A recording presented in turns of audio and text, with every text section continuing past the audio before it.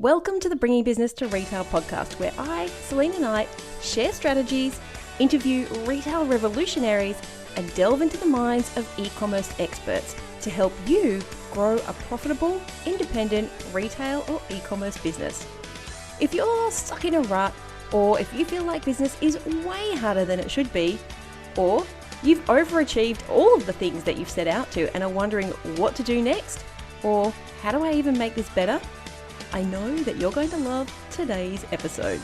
If you're stuck in a rut, feel like business is way harder than it should be, or you've achieved all of the things that you set out to and are wondering what next, or how do I even make this better, then I know that you're going to love today's episode. It's no secret that buy now, pay later has changed the retail landscape forever.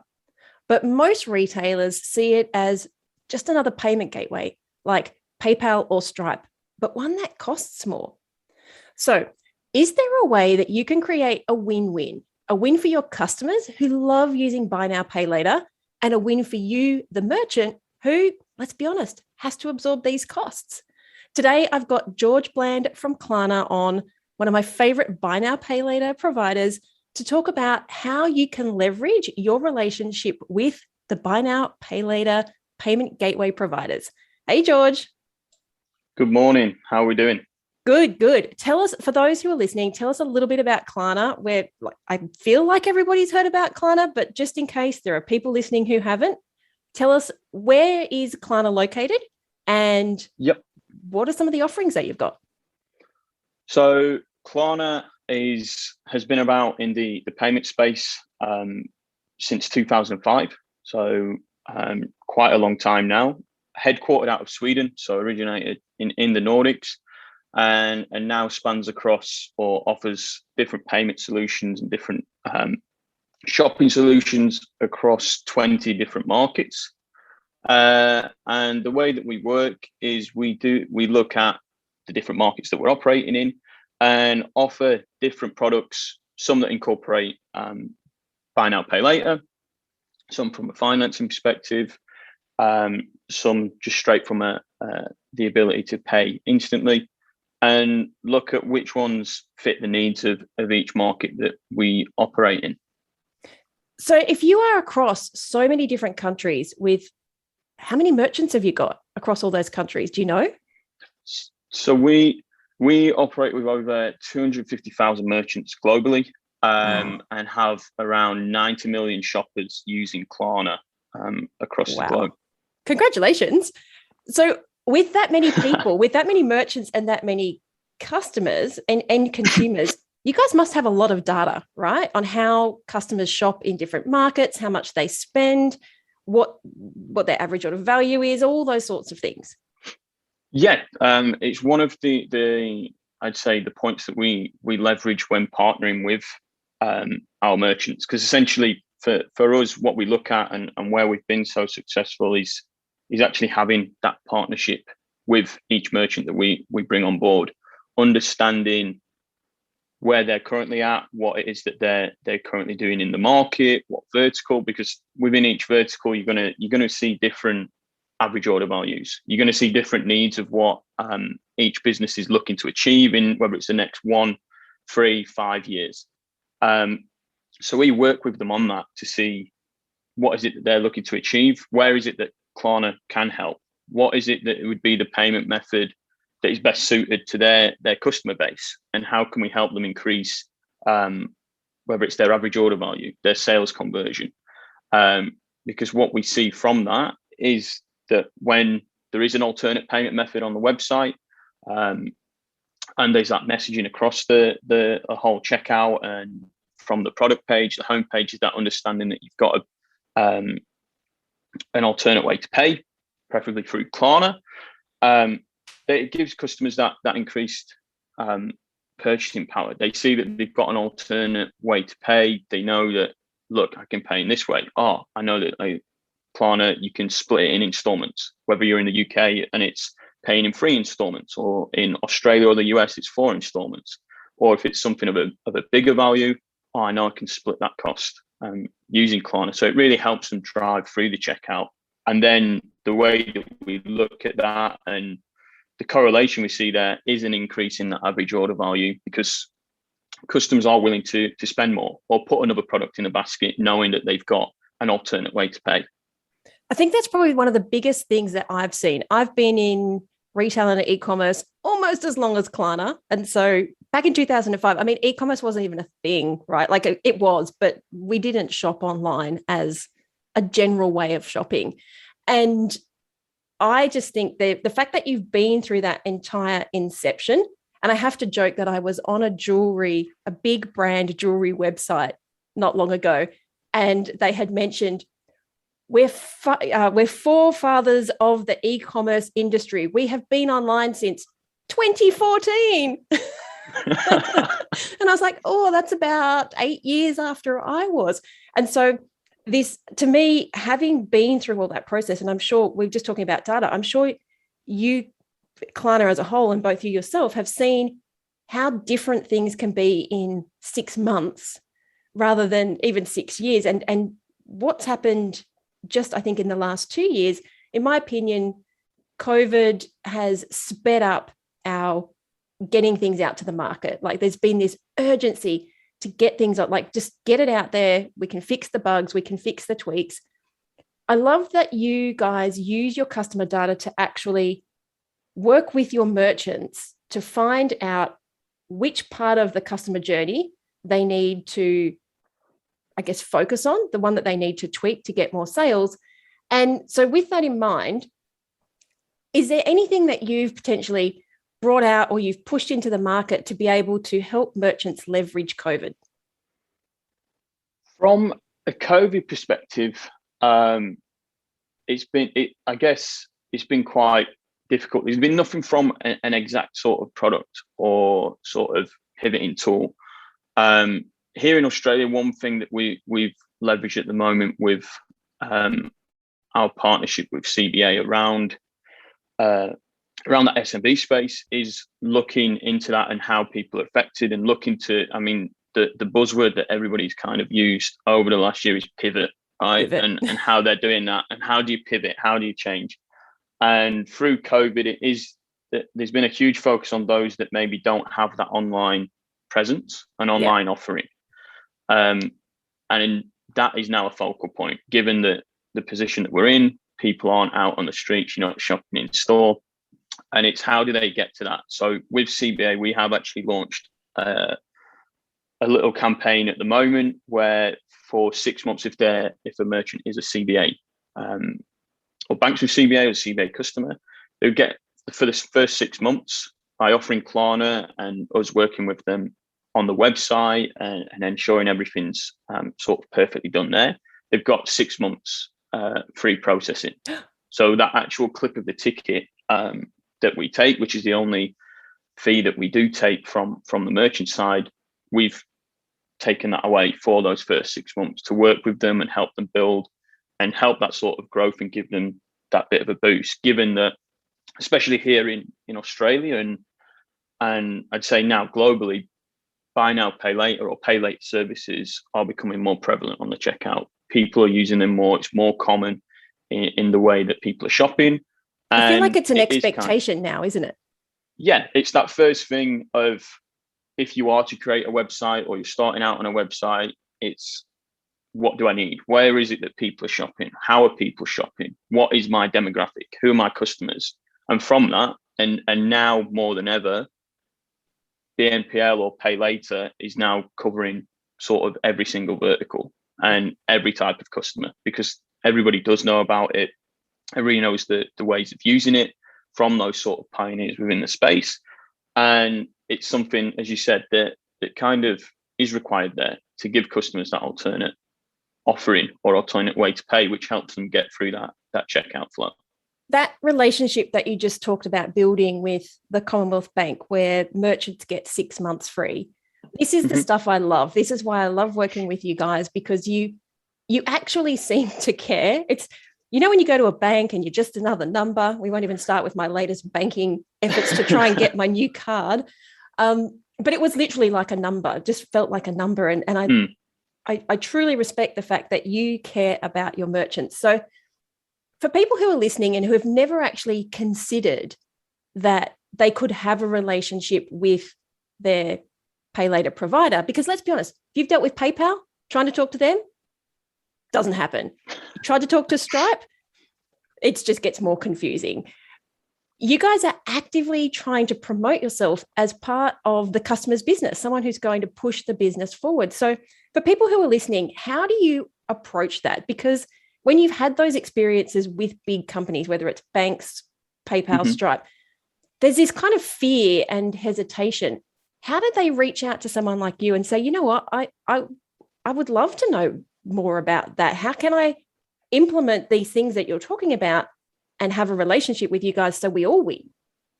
Yeah, I think that these, obviously, one of the ways that we do that is through our branding, our campaigns, how we operate from a marketing perspective.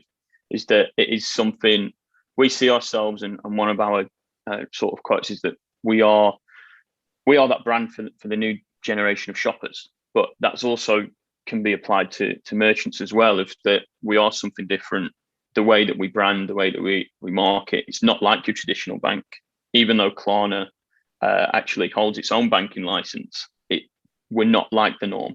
We have that understanding of how to have that relationship, look what's going on in the market, in the world, to know how best to talk and communicate with you guys. And that's essentially where that initial spark or interest is. Then when coming through to us, whether it be through the ecosystem of within the e-commerce industry or directly through our website, it's having that reach out, that conversation of, look, let's have a chat. It's not a case of just looking straight off the bat, yes, no, that'll work, this won't. It's, let's have a conversation first. Let's see whether this is the right fit for you. Whether what we've got at the moment or what we can offer here is suited to what you're looking to do and looking to grow or looking to build. Where do we fit into it? Because it may not actually be through, I mean, if you look at our whole shopping experience, which is what we kind of see ourselves as now, because we're looking at all stages of the checkout, it could be a case of how do we give your customers a richer experience post-purchase, not just necessarily being that point at the checkout where we go, look, stickers there and set and forget. It's looking into how do we essentially give our existing customers and your customers that increased user experience on your website that will get them to come back and shop again. And it's understanding that flow with our merchants. Is this something that you only reserve for enterprise customers? No, it's with everybody. So from anybody starting out from that startup all the way up to your enterprise, that's where a lot of that 250,000 merchants comes from. It's broad across the whole scale. And that's where we sort of look into it. That's where that difference is. Obviously, from an enterprise perspective, there's a lot that's already been done there. And with those brands, that's why they're at that sort of level.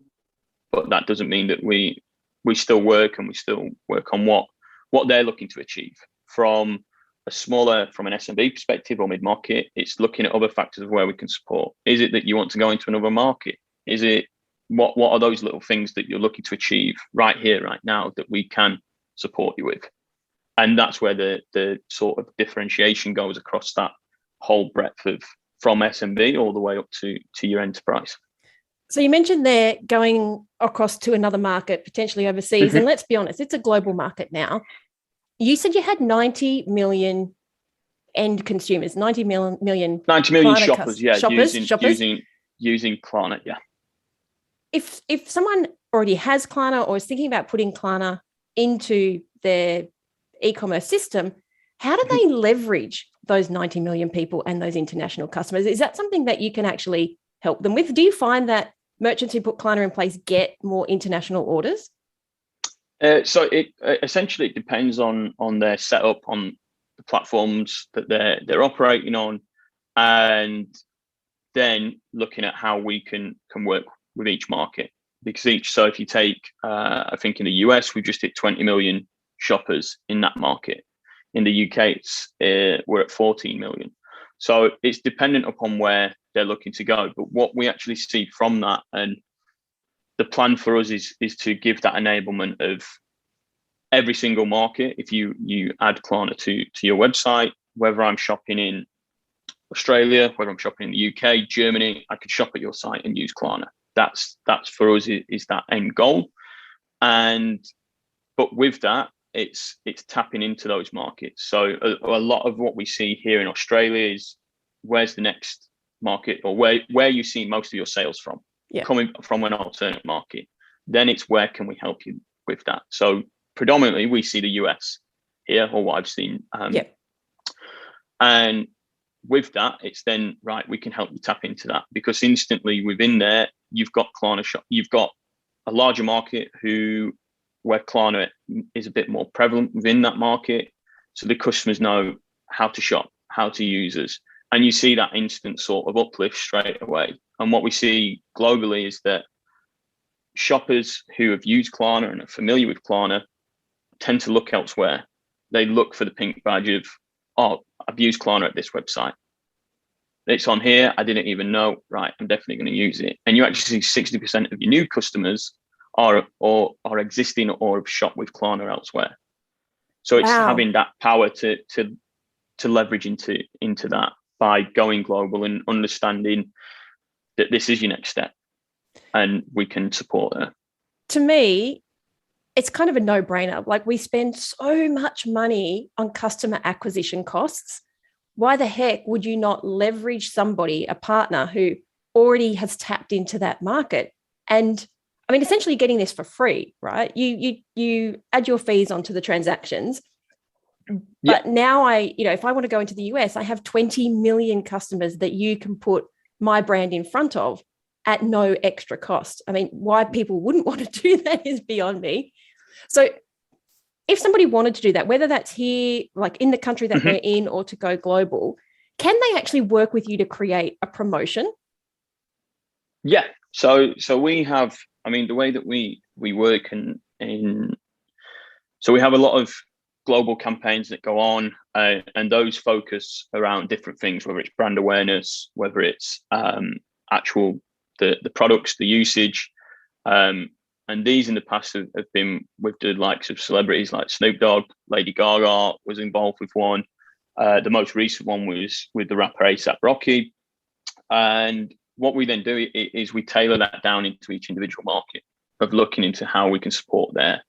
But also from that side, it's understanding what these merchants are doing themselves, or who their customers are, and what it is that they're looking to do, so that we could either tie something into that of what we're doing in that local market, or a separate campaign itself. For us, especially in a new market, the people who know their customers best are the merchants, right? Because they're their customers. We know from our expertise of what shoppers are doing, what the trends are, what the difference is between your Gen Z, your millennials, where the trends are there. So it's how can we help you within that? Because the best way of talking to your customers, for one brand, it could be solely they focus through their EDMs. They've got a great network and they work that way through email marketing. For others, it could be that they're huge on social. So we have all the tools ourselves through that, and work across all these different channels, and sort of have this whole marketing ecosystem that then we can tap in and diversify for that brand, or for a certain sector. So it's looking in and having that understanding. I guess that comes back to the sort of a first points that we're chatting about, of having that partnership, having that understanding. It's never, especially in this space where it's sort of is that set and forget, or look, just chuck us on and it's going to work. Because there's got to be that mutual relationship of knowing what the merchant's wanting, what obviously we want to get out of this as well. Because for us, it could be from a consumer acquisition. How do we get existing customers to use Klarna to have a richer experience, right? Yeah. How do we promote that?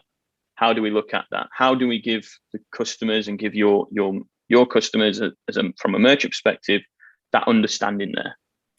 Is it through that cut through of having it on your Instagram or your Facebook? Is it through email marketing and targeting through there? Is it through a campaign that we might be working on specifically for SMBs in the footwear vertical. Yeah.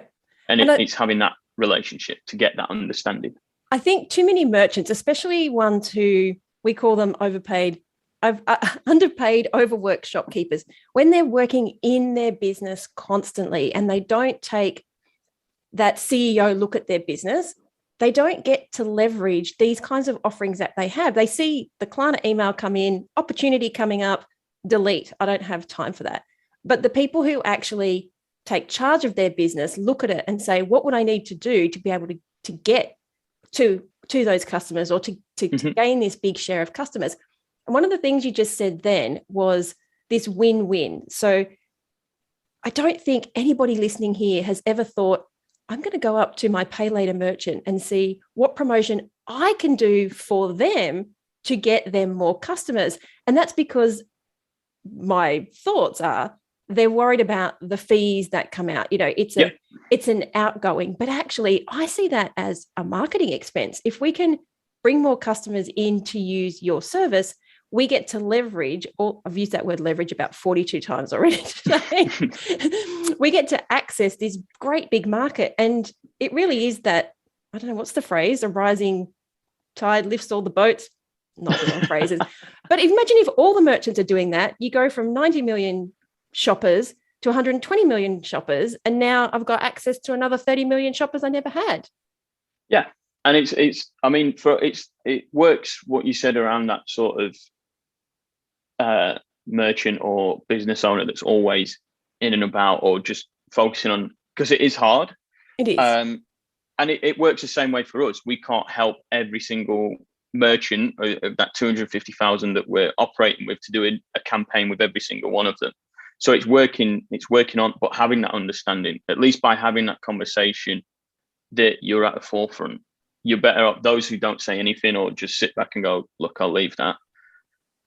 Yeah. As soon as we've got one coming up, as soon as somebody's there and goes, look, how can I work with you on this? Is there anything that I can do? Is there anything that we can work on that you've got coming up? You're at that forefront of working with them. There's that interaction. And that's where it really works, having that buy-in from both sides. We're not here to sort of look at your website and go, look, we want that one-off user to come and pay. Yes, they may spend $100 more, but it's that's that one-off. We want customer lifetime value. Exactly. And that's it. By giving customers the experience on using Klarna as a shopping experience, that's what we're looking to drive through the Klarna app, through giving them that full understanding, something as simple as having SKU level data at a post-purchase experience, understanding what it is that you've bought, or looking at it. If you think of your credit card statement or Amex, you look there. I've done this before, where you look at it and you go, what have I actually bought? There's just a number and the transaction. But it's having that right. That's the blue top that I bought from ASOS. So I know what you're talking about here, but I feel like we just skimmed the surface because it's so exciting. What you're talking about is you would be able to go into your online banking, click the Klarna transaction, and it would show up all the things that you bought. So this would be in the Klarna app itself. Oh, in the Klarna app, sorry. So in the Klarna app, it's then sort of for you as a customer, it's based solely around you, where you shop, where you want to shop. And within that, you have everything. It's your one-stop holistic shopping tool. Because then how we work with our merchants that are partnered with us is that they're incorporated within the app. So if a customer goes through the flow, makes a purchase via Klarna, they would be, if they haven't already downloaded the app, they would get a push notification to download that, because it's there. They'll then have a hub. It's for everything that they need for their pay. They'll get their payments overview. They can make their returns. They can see exactly the breakdown of what they've purchased, the exact line item data. And then within that, we can drive that customer back to your website, because through that, we use through the browser and through a store page, you'd be able to interact with it, be with your socials, the products. I can see an overview of what I've purchased at what store, when I purchased it, what the cost was, when my next payment's coming out. If I scroll down, I could interact with the socials dependent upon which social you're operating on. And then at the bottom, I can go straight back into your store page. So we're able from that to give them giving customers that experience, not only of the payment method, but looking at it from the whole shopping flow, because it doesn't, for us, end at that stage of, look, you've made the purchase, fantastic, great, you've paid with Klarna. It's right, you've used Klarna. How do we give you that increased user experience and give you a more richer, immersive experience for you to shop again using Klarna at your favorite brands, at the brands that you want to shop at? And I think that's really important, is so often we see this as just another app on your phone that you only go into when you need, but you can customize the user experience. You're almost like another search engine, another marketplace, because you customize what's coming up in my feed. I have a feed, right? So you customize. You have a store seeing. page that is focused around you as a customer. If, for example, if you take the two of us on this call, I'm not going to be shopping at female fashion websites. Yes. So if we've got whoever it may be from a brand perspective there, I necessarily don't need to see that because I'm not shopping there. Yes. Where I would be shopping is at your sporting goods or at everywhere that's male fashion. That's what's fancy men's fashion, because George is very well dressed. But this is the thing, right? The Klarna app actually personalizes that feed so that you don't see unnecessary stuff. Like, you're more engaged if the things that you're looking at in your feed are things that you want to buy. It's focused around you. And that's where we can drive, and working with our merchants, because then there's also a different side of it from an affiliate perspective. And this is where what I mentioned earlier of that for us, in the way that Klarna is working through a shopping experience, it's one that incorporates pay later, but there is multiple factors in how we are operating from a shopping experience perspective with sort of, and you look at that from an affiliate space or within the app, how can we help there get that cut through for a brand and get that push, sort of whether it's a promotion or a deal that you're offering at the moment, how can we help you with that within the app where most shoppers will be interacting with Klarna and interacting hopefully with your brand should we be on the website. I mean, it's not, I mean, it almost is like another marketplace. It's another marketing channel, but it's almost to me like another social channel. It's that kind of thing that you thumb through when you're standing in the checkout waiting to pay, or you're waiting for the bus, or you're just waiting for your kids to fit. Like, you're just thumbing through to see what's there. So I don't know. I look at it almost as another social channel that you need to leverage as a merchant. Yeah, within that we curate content. So Father's Day is coming up. There'll be Father's Day deal in there because it's sort of, look, where are you browsing? What is it that you're looking at? Everybody knows that you're shopping on certain days, or if it's coming up to springtime, sort of, right, there's that thing of florals in spring, right? Look through it's sort of looking at what's hot, what's not, what's going on, what are those trends, and that it's having that interaction with customers to understand, look, there's all this content here for you to look through. You can then browse, and it's all done through that app to then go and pay. If it's not an existing merchant, you can pay. You can, as a customer, you can still pay with Klarna. So do you like a good floral shirt, George? I love a good floral shirt. A little Cuban floral shirt, Havana shirt. It's what I need today, given that it's raining. On this gloomy day. I'll sit inside. I'll put all the lights on, little shirt, sunglasses, and just pretend I'm on. Just pretend. The beach is round the corner. I'll pretend I'm on it. All right. I have a question for you in regards to the checkout process. We've mentioned the checkout process so many times in this podcast. We obviously have pre-checkout, we've got at checkout, and we've got post-checkout. I personally love optimizing post-purchase checkout. But tell me a little bit more about smooth shopping. That's your tagline, right? Smooth shopping. Yep. Tell me a little bit more about how we can optimize that checkout process to get our customers to feel good, and also to, I don't know, I've been through checkouts before, and by the time you get there, you just resent the fact that you bought something. I just did that with a big brand last night. One thing was out of stock and it would not let me remove it from cart. And it must have been 2 hours to actually finally get my order through. You probably know who I'm talking about. Trying to get my order through. And by the end, you're just so exasperated. we don't want that for our customers. They don't come back. Yeah. So how do we smooth the checkout process? So for us, that's exactly what our tagline is of smooth shopping. And smooth shopping for us, and because not every one customer is the same, could mean multiple things. It could be Snoop Dogg in a campaign, that could be smooth. It could be the actual multiple payment methods at the checkout. It could be the post-purchase experience. It could be being able to pay, just to be able to pay later. So there's multiple, and you hit the nail on the head with those three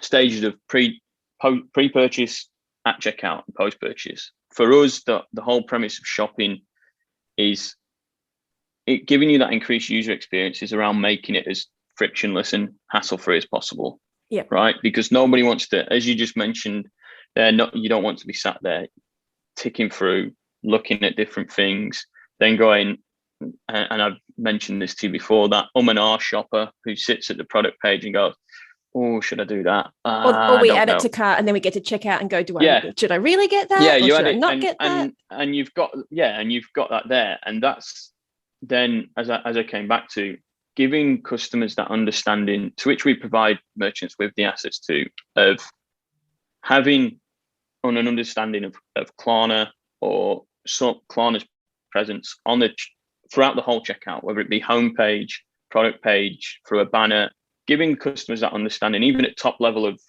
through Facebook on your product, if you're working on ads through there, right, or you can pay using Klarna, even that at that top line level has such an impact on the customer's purchasing flow, decision making, because they've got that understanding, as I've said before, where I've got an alternate way to pay. I'm not just going straight away and it's debit, credit card. I've got a way that I could tailor the payment method towards myself. And you know the process, right? Once you've been through the process once with Klarna, you know what that looks like in the future. Exactly.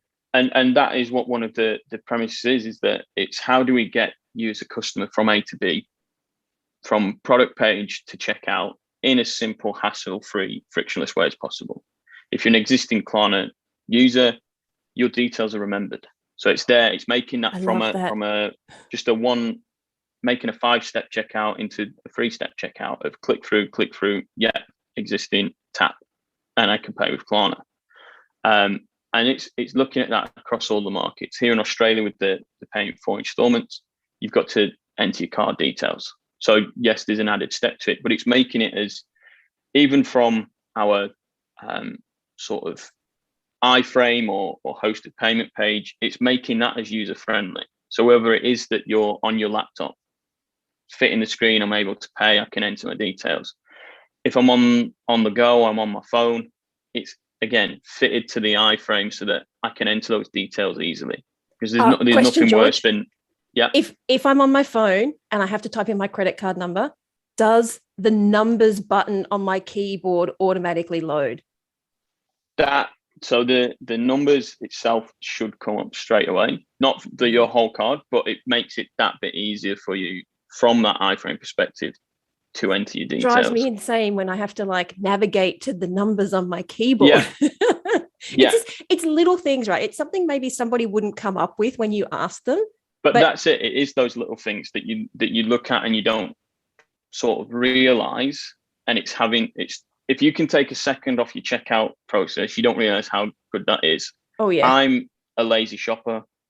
I will sit there and go, if this doesn't load in the next couple of seconds, bang, I'm gone. Yeah. If I'm stuck there and you've just got the wheel dotting around, we'll go to the shipping details, bang, I'm gone. We had to laugh because I am the and ah shopper and you're just like, bang, done, send it to me. I'm like, right, gone. You've lost me. So it's engaging with that across the whole checkout, and then keeping that communication as well going through the post-purchases. So having that information or on-site messaging that we call it, or product display pay messaging of there's ability to pay with Klarna. That in itself alleviates any doubt or risk with that sort of purchase of going, shouldn't I? I can split this up. I can tailor it towards, right, I know it's 4 installments over a 6-week period and it's taken quarterly. So I can monitor that and do and tailor that to my inflows and my outflows and what my shopping and spending habits are. That with itself relieves any doubt in my mind of, oh, this is a $200 purchase, this is a $300 purchase. Oh, I'm not going to do that because I've got a plan to do this, or I've got plans to do that. It's alleviating that, getting them through to the checkout and giving them the way to purchase that is suited to them, and giving them that option and choice to pay in that way. You said they're kind of $200, $300 checkouts. Do you think this kind of premium experiences increases the customer spend, our average order value? Yeah, because of that whole reason, what we see and the trends that we see is that people are willing to put more in the basket. They're willing to have that bigger basket value, because they've got that ability to tailor it to what their needs are. If I know that I've got certain plans over a week, I'm going to be more hesitant with how I spend. Yeah.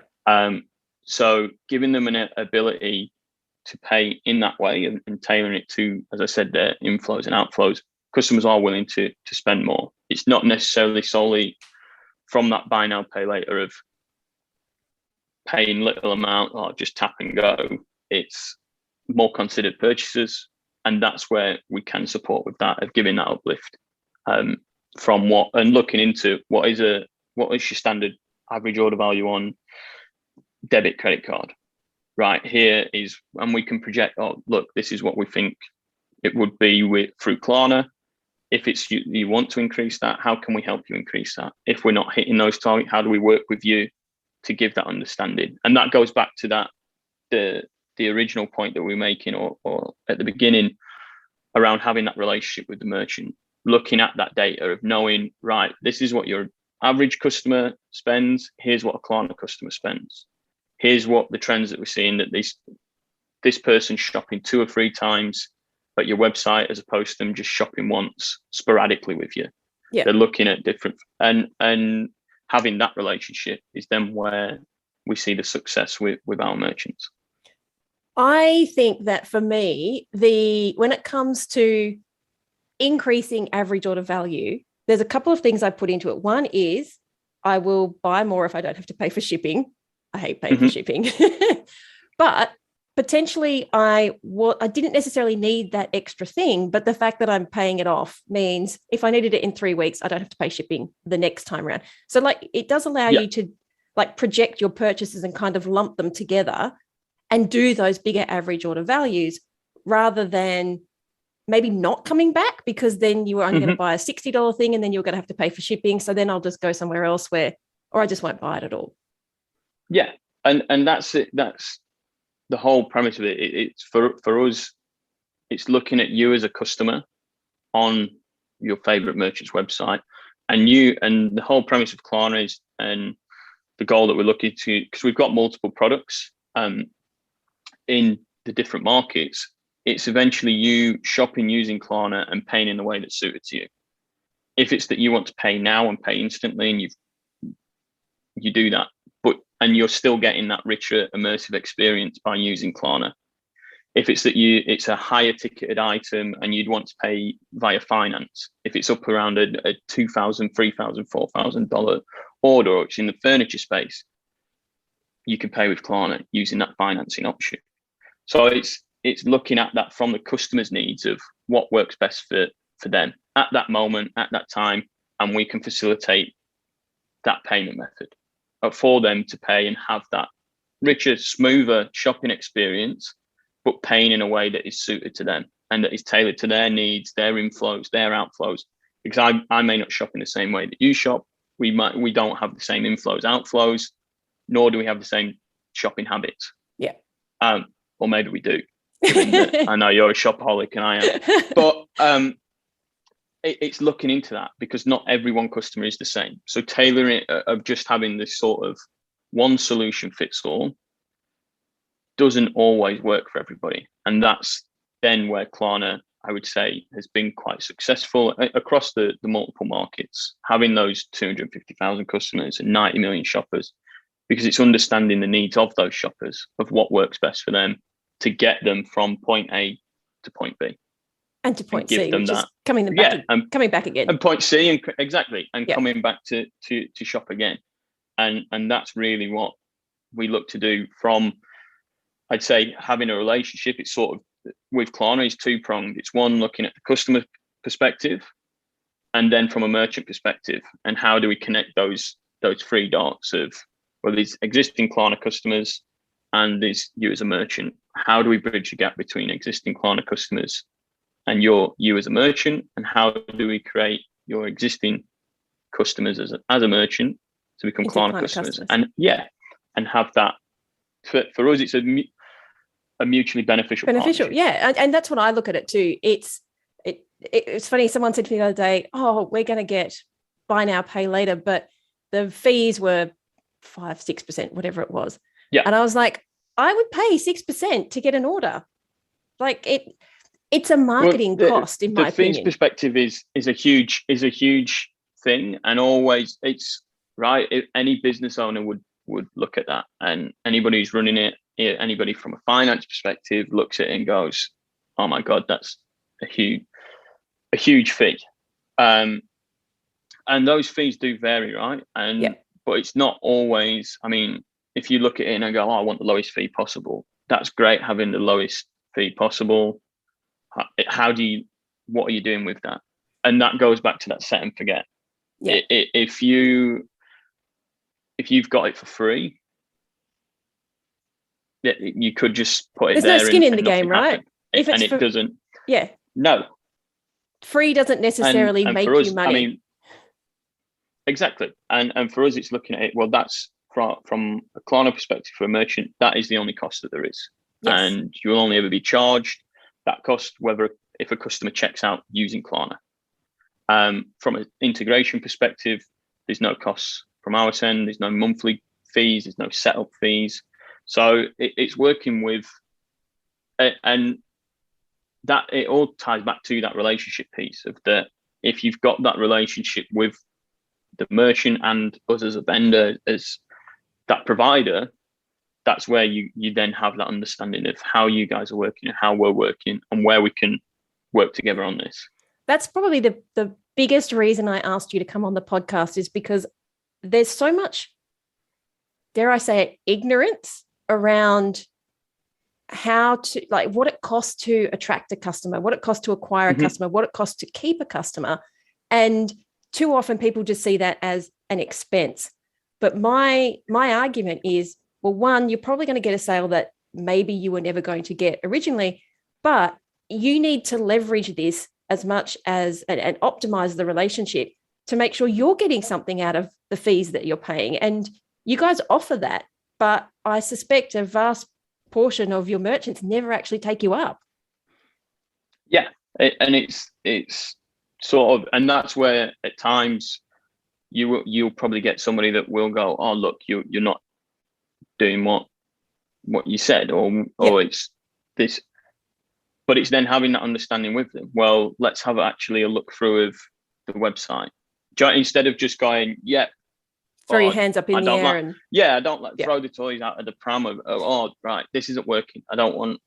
It's sitting down and having that understanding. Right, what has worked for you in the past, right? If it is that you've used somebody else, if you take Australia where we're a latter incumbent, what has worked, what hasn't worked?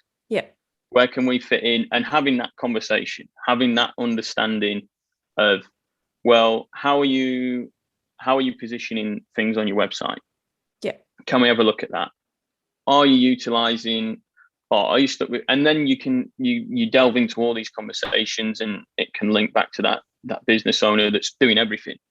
Yeah. And that's actually the first thing I thought was it's not being fiscally responsible by not actually analyzing the problem, by just saying something costs too much, doesn't actually give you a solution. And are you just looking at it on the surface and not at the data that you guys have got to share? I have one very controversial question for you. Yeah. PayPal just brought out Pay in 4. I used it for the first time just to see. I'm not a buy now, pay later person, right? I just pay for stuff like you. Although you work for Klarna, so you use Klarna. But I had to have a go because it's market research. And it was so ridiculously easy. I will admit, I don't know if merchants have to opt into it or if it's just something that PayPal throws out there, but it was so ridiculously easy. Do you see this super easy option like PayPal where I didn't have to sign up for anything because I was already a customer? I literally clicked 2 buttons. That's it. Mm-hmm. Do you see that as quite, what's the word I'm looking for, like competition that you actually rate? I think, well, if you look at the industry itself on how everything, it's all because people do ask these questions of, oh, what do you think of this? What do you think of that? And if you look at it and you look around what PayPal are doing, there was news the other day that Apple are coming. All it sort of does is for us show how prevalent, and because BNPL, if you think about it, 10 years ago wasn't a thing. No. In the UK, to pay later, what are you on about? Similar here in Australia, it's something that's grown and evolved and is now at the forefront of payments. So to see players like PayPal come into it, Apple come into it, for the likes of ourselves, Klarna, Afterpay, your Zips of the world, it's, if anything, a compliment. I think if you look at it and you go, well, look, we're obviously doing the right thing. And it's always evolving. It's always looking at what is it that others are doing? What is it that we're doing? How do we ensure that we can keep on offering a solution that does work for customers? So looking from a PayPal, I'm yet to use PayPal's solution. Paying for, yep. But yeah, and using that paying for product. But it's something that they've seen what everybody else is doing and where BNPL is, and it's sort of that no-brainer for them to not enter that market, given they have a huge customer base, right? I think PayPal is still one of the most used payment methods at checkout, so it's quite understandable. And for us, it comes as sort of a no-brainer. Like, why wouldn't they do it, or why haven't you done it earlier? Why has it taken this long? Yeah. That was why my haven't you first done thought it earlier? too. But it's great. It's great to see there's more people coming into it. There's more of these bigger payment. The banks are now coming into it as well. And I think all it does is just highlight what the likes of Klarna, and Afterpay have been doing within the market for so long, right? And have sort of pioneered this space. And any competition is healthy competition, right? And it keeps you on track of what you're doing. If you're the only one doing it and there's nobody else around you looking to offer other solutions or similar solutions, you're probably not doing it. Yeah. Well, it pushes you to be innovating, doesn't it? Because at the end of the day, they're always going to be all those steps behind. So by you being there from the beginning, back in 2007, it gives you that market leader that, constantly innovating. Everybody's always trying to catch up. And I don't know, call me strange, but I just can't see PayPal delivering a premium user experience for their customers. I think one way that it does work, and what is great about it, is they've already got that consumer base. Yes. Right. And that's where it taps into. And exactly how you said that, it was simple because I'm already a PayPal user and I can then go and use it. I think then what needs to be looked at, or what they probably will look at and will be looking at, I say this as if I'm just because you're in the industry, but you've been there before. But it's looking at it from having that understanding. It's okay saying PayPal going, yes, we've got a payment for. It's how do they leverage that other than just their consumer base? Yes. And it all comes back to that thing of having the relationship, understanding with the merchants. Yeah. Not just that kind of right. And this is for any sort of payment provider, or even you need to use us because of this, or you need to use us because of X. That's great. But you've still got to have that relationship with. You've got to have merchant buy-in at the end of the day, don't you? If I have that option of working with somebody who's going to help me grow my customer base, put me into different markets, get my offers out in front of the right customers versus someone who just takes some money, I know it's which one got to I'm be a going to choose. holistic offering, and as I said, a mutually beneficial partnership, and that's what essentially it comes down to. And I'd say where we've had a lot of our successes is with that. Obviously, having those relationships, having also key brands that back us, has that effect as well. Which I'm sure PayPal will have the same. Afterpay have the same. Do you know what I mean? We all have that. And it's the thing of, how do you keep on innovating? How do you make it and keep on giving more to the merchants or to the customers of creating something that that is a benefit to them? So speaking of innovating, are there any up and coming Klarna secrets you're allowed to share with us? I'd probably get a slap on the hand, but and fortunate. I mean, I guess that's the fortunate side of HQ being in Sweden. I'd say the biggest thing we've launched into another market, which was Poland as of the last week. And for us, it's always looking at ways of how we can adapt and change. So the plan is these things that we have in the pipeline of how do we get customers across all those markets. We're in 21 markets, and there's plans to go into many more. How can we help then the merchants that we've got in our merchant base also get into those markets and get that step in, or open the door into those places that they might not have thought of before.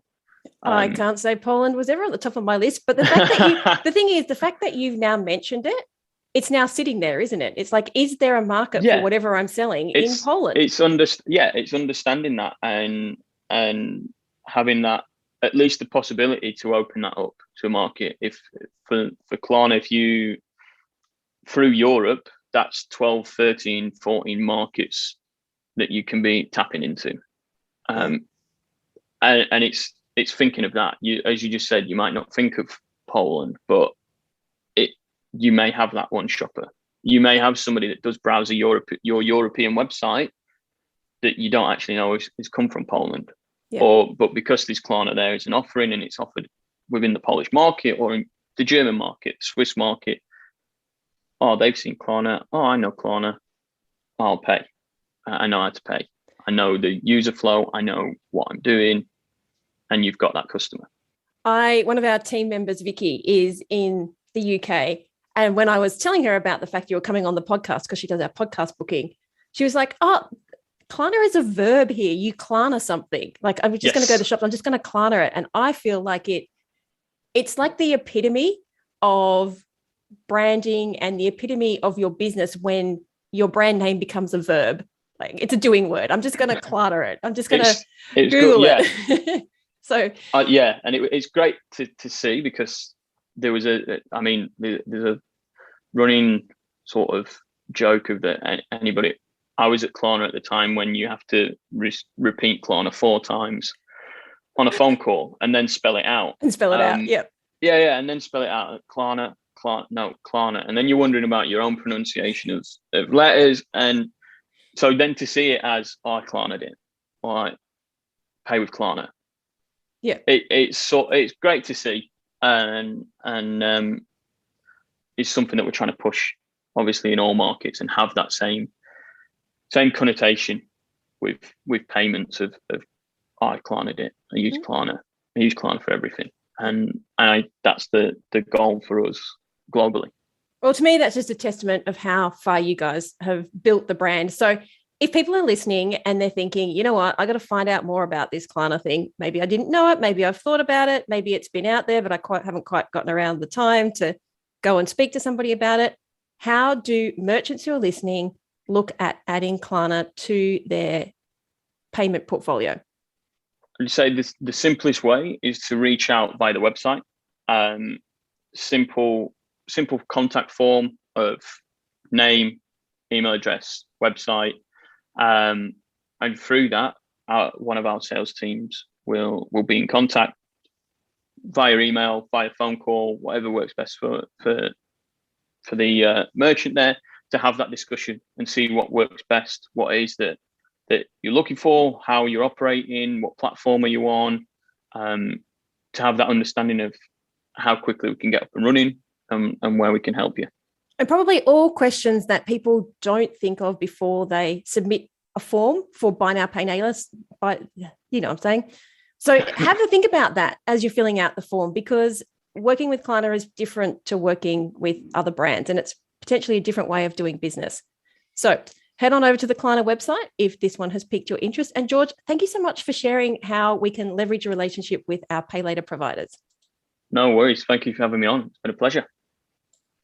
I hope you enjoyed this week's episode of the Bringing Business to Retail podcast. You can find all of the show notes over at selenaknight.com. If you found something that you heard today particularly useful, I'd love it if you could leave me a review on iTunes or Stitcher. And of course, feel free to share this episode with someone that you think could benefit by listening to it. Want more retail biz strategies? You can watch the Bringing Business to Retail TV show, where each week I'll answer a question or provide you with a simple, actionable retail biz strategy that you can implement in your business right away. If you have a question or a guest, I'd love to hear from you. Drop my team an email at podcast@selenaknight.com, and I'll see you on the next episode. Have a great week.